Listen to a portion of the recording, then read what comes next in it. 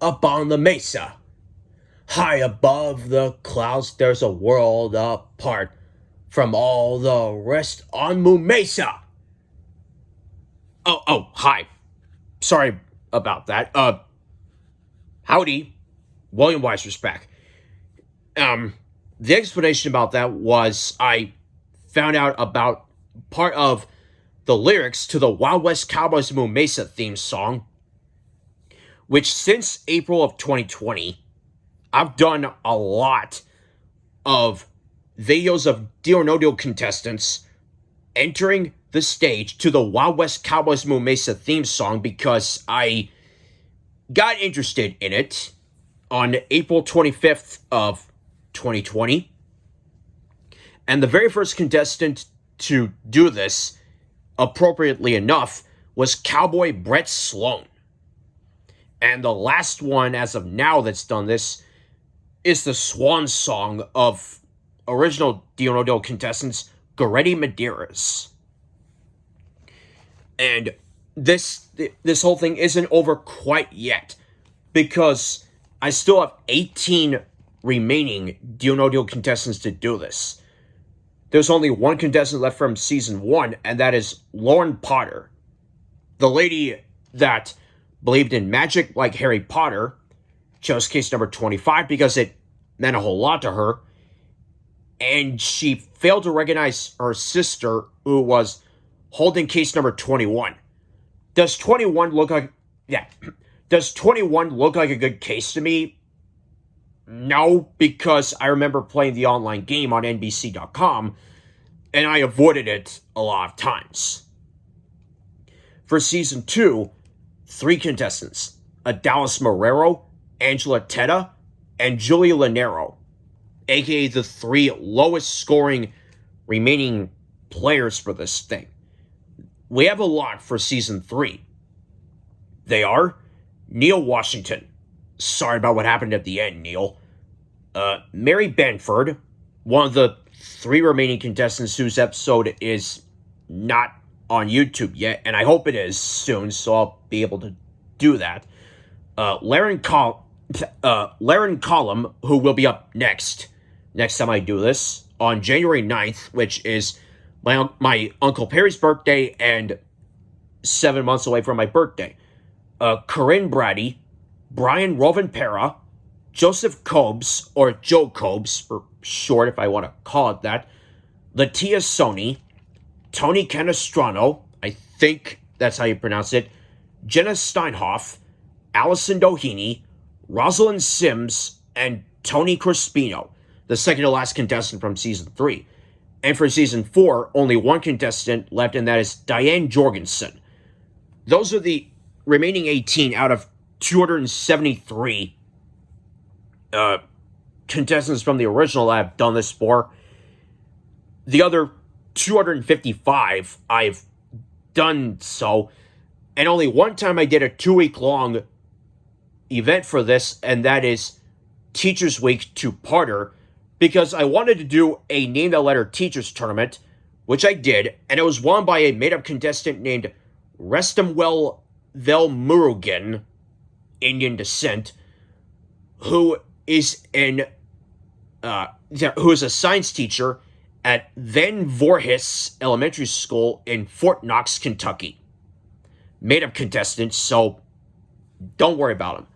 I also mentioned other made-up Name That Letter champions like Esmeralda Einen, a math teacher at Kaimuki High School in Honolulu, Hawaii, Bilkis Doreen, a cook from Sheridan, Wyoming, and one that I mentioned on a recent StreamYard, Kahina Budamag, a junior at Boise State University in Boise, Idaho. And I made up a lot of others in the past. All right, let's get off of that right now, and let's get back to the list. Number 5. The Lion King 1.5 reenactment. I got introduced to this in a trailer for this on the Finding Nemo VHS and DVD, and I have the movie on VHS, The Lion King 1.5.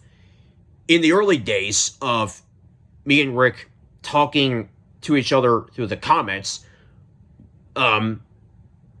aside from talking about our movie, which basically is the point of this, and also him requesting me to do the Boobas dancing again and again and again to Who Let the Dogs Out, which I finally did that on October 16th, 2019.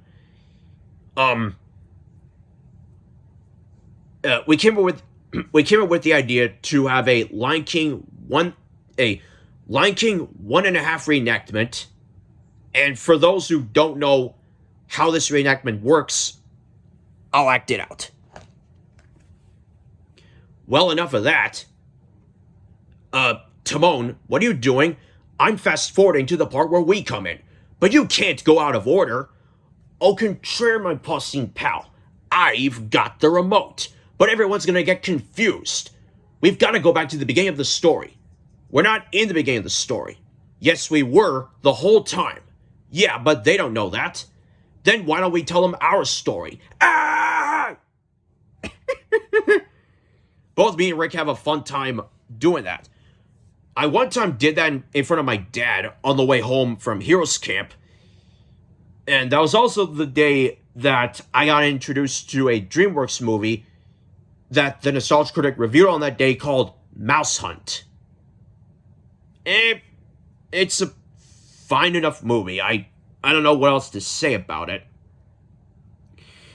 It was my idea that when we do this, we want to say different lines in a way that makes sense to this, because if we say the exact same lines except with different character names, it's basically just a copy of that reenactment scene.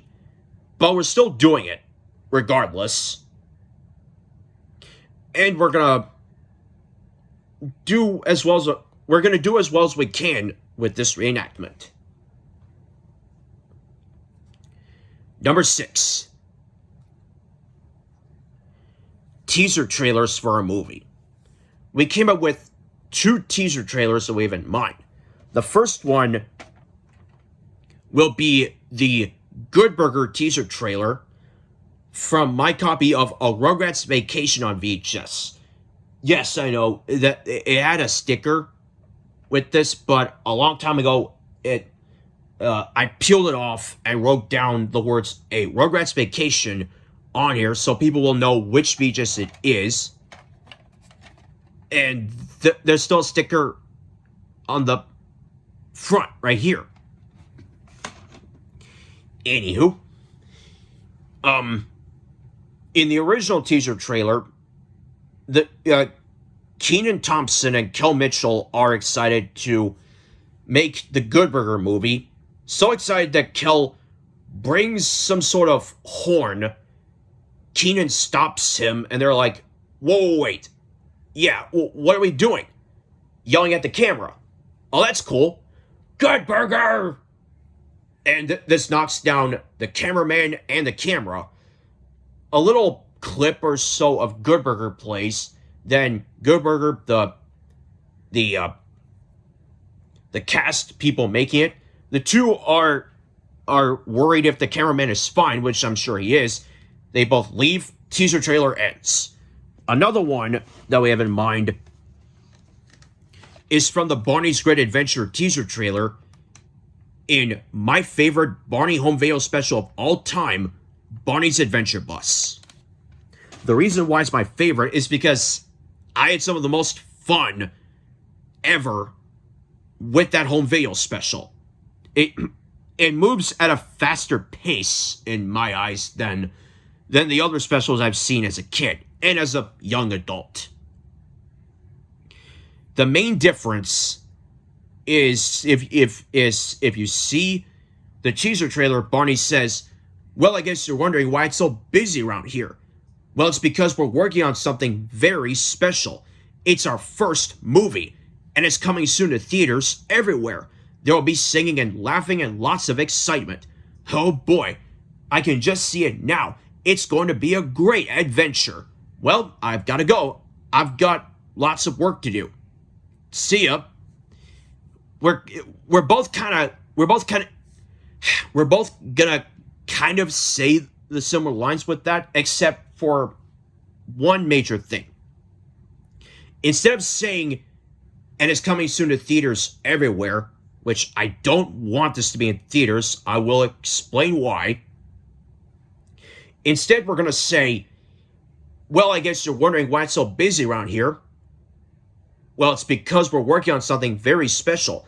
It's our first movie, and it's coming soon to YouTube everywhere. Ever since the start of us talking about it, I do not want this to be a theatrical movie. I never wanted this to be a theatrical movie since day one of us talking about it. The reason being, if I were to release this in theaters, I would have to risk dealing with a theatrical movie budget. It's too dangerous for me, and I just can't risk it. So originally, I wanted this to be a TV movie, a made-for-TV movie, made for television, like I've seen a lot from Nickelodeon, Disney, one from PBS Kids I could think of, and that's Arthur's Missing Pal. I liked it. One from the Lifetime channel called Seeds of Yesterday. Again, I liked it, and I'm there for James Maslow from Big Time Rush. And some Hallmark Channel movies, I've seen those as well. But Rick says that he doesn't know any PBS Kids headquarters that's near Fort Myers or Orlando. Well, I can think of some in my home state, like Allen, Texas, which is near Dallas, Fort Worth, and McKinney. But he can't think of one that's near Florida. So instead, it's going to be a straight-to-YouTube movie. And well, I'm happy with this, and we're just going to play it out the way it is as a made-for-YouTube movie. And those that are in it will have a lot of fun, as will I. So, that's it for the first half of my last message video for the year. Come back after the break as we go from the first half to the second half, and there will be a lot more things movie-wise for me to talk about.